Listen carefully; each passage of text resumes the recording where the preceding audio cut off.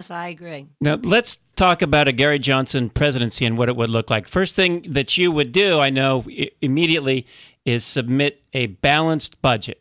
Tell us how you do that. That's what I would do. I'm promising to submit a balanced budget, and that's, of course, going to be a really contentious document. So the first thing I do is I immerse myself in all the beans, and when I say beans, bean counting, to produce a document that reduces federal spending by 43%.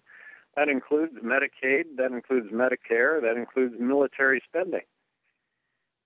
Now, why is it that a balanced budget is so important that right out of the gate you would do basically anything it took to get there?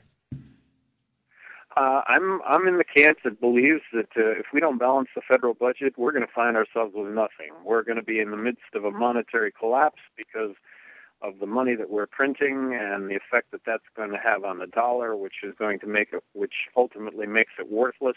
You know, all the talk right now about Greece and its effect on Europe. You know, they're 160% of GDP. We're at 100%.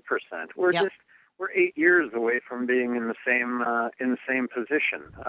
We're not immune to the mathematics of continuing to print money. Borrowing is one thing. Printing money is another thing. We're printing money. So in other words, is it fair to say that your opinion is that if we need to cut it now because we're going to lose it anyway, and let's cut things on our terms as opposed to have it all collapse and lose it that way?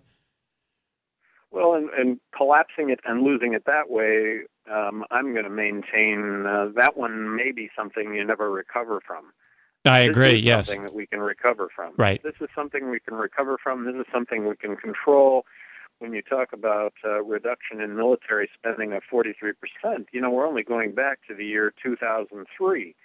And do we really need to blow up the planet 10 times when it comes to nuclear warheads, or might 5 times do? I mean, reducing nuclear warheads from 2,300 to 500, that being part of 6 parts to the equation when it comes to the military. Those military personnel in uniform, the civilian support staff that goes around, or that supports that, the military conflicts that we're involved in, our military footprint on the globe, research and development, intelligence. I think we can maintain a strong national defense that we should, as it's an obligation that we have, constitutional obligation. But I think we can do that and still reduce military spending back to the year 2003, believing the biggest threat to our national security is the fact that we're bankrupt. I mean, we're, as a result of what we're doing, as a result of picking up the tab and being the world's policeman, this is part of why we're where we're at. That and Medicare and Medicaid. Well, and following up on what you said, that, you know, we're continuing to print money. I actually have 2 questions. Are you in favor of abolishing the Fed, or doing something to curtail their immense power? And number 2, do you agree that we should only go to war by way of congressional declaration, which we haven't done since World War II? Well, that we should, that would be a pledge on my part. The only way that we get involved militarily anywhere is with congressional approval, and I'm going to be hard-pressed to submit that, believing that we're really hard-pressed to find a there should be a military threat at the base of any intervention, and I'm hard-pressed to see where that's happened in my lifetime.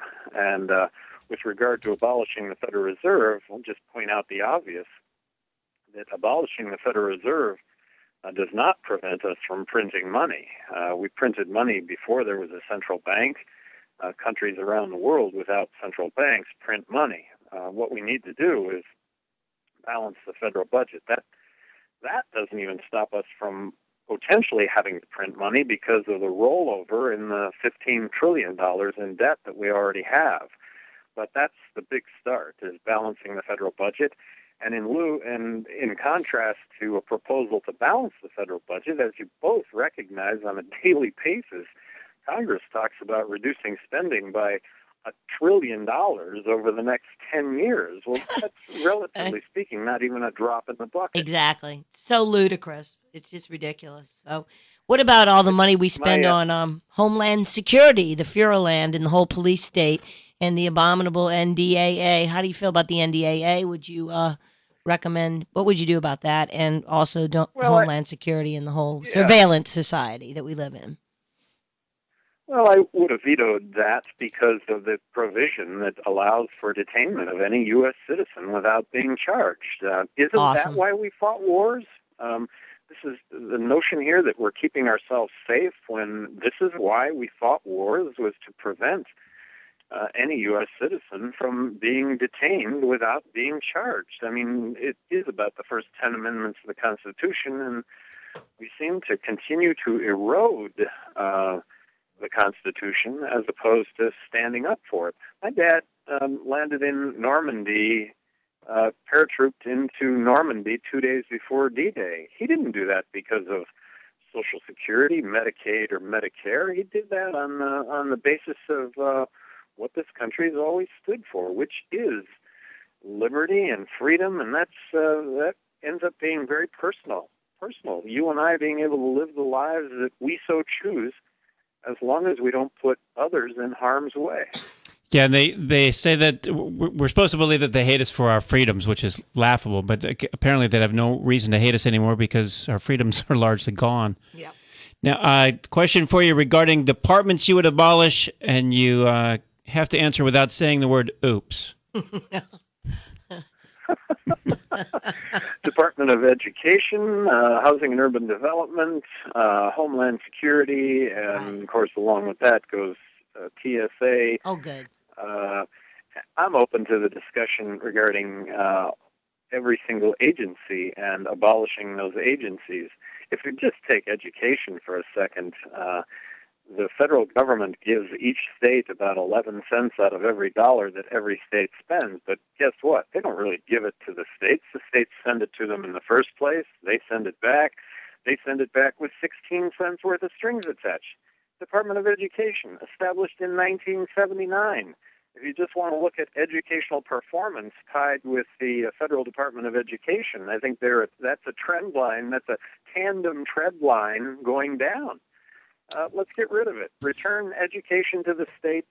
Right on. The laboratories of innovation and best practice, and that's exactly what we'll have. We'll have some fabulous success that gets emulated because we're so competitive. There'll also be some catastrophic failure, if you will, that will get avoided because we are so competitive. But let's have 50 models working on best practices as opposed to one size fits all.